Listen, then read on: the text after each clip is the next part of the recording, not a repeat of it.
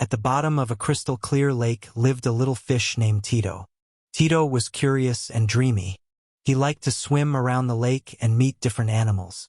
But despite being happy, Tito had one great desire. He wanted to fly. Every morning, Tito would look at the birds that flew over the lake, flapping their wings and flying through the blue sky. Ah, how wonderful it must be to be able to fly so high, he thought. Tito imagined what it would be like to feel the wind blowing on his face and see the world from up there. One day, Tito decided that he would learn to fly no matter what.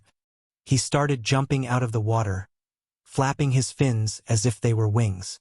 But no matter how hard he tried, he couldn't stay in the air. He fell back into the water every time, becoming increasingly frustrated. The other fish began to notice Tito's strange behavior. "What are you doing?" asked the carp Dona Lila. "You're a fish, Tito. We are made to swim, not to fly." But Tito didn't give up. He spent most of his days trying to jump higher and higher. This continued until a bird named Zaza landed near the edge of the lake and noticed the little fish's efforts. "Why do you want to fly so much?" Zaza asked curiously. "Because it must be amazing," Tito replied. "I want to see the world like you do. Feel the wind and be free in the sky." Zaza smiled gently. "I understand your desire, but we all have different abilities. Have you ever stopped to think about how amazing it is to be a fish? You can swim freely throughout the lake, explore underwater caves, and see things that I could never see. I can't swim like you." Tito became thoughtful.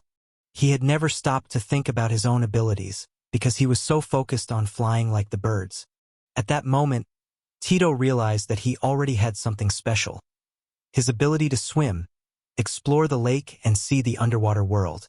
"You're right, Zaza," said Tito. "I was so busy trying to be like you that I didn't realize how amazing it is to be a fish." Zaza nodded. "We all have our own unique qualities.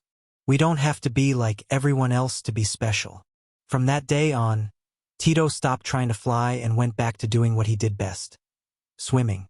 He explored the lake with a new joy, appreciating every nook and cranny that only a fish could see. Tito now understood that he didn't have to be like the birds to be happy. He had his own place in the world with his own skills and beauty. Moral of the story: each of us has unique and special abilities. We don't have to be like everyone else to be happy. Learning to value who we are and what we can do is the real secret to happiness. Did you like this story? Then don't forget to leave a like to help us tell more cool stories like this one. And if you haven't subscribed yet, subscribe to the channel and activate the bell so you don't miss any new adventures. Until next time.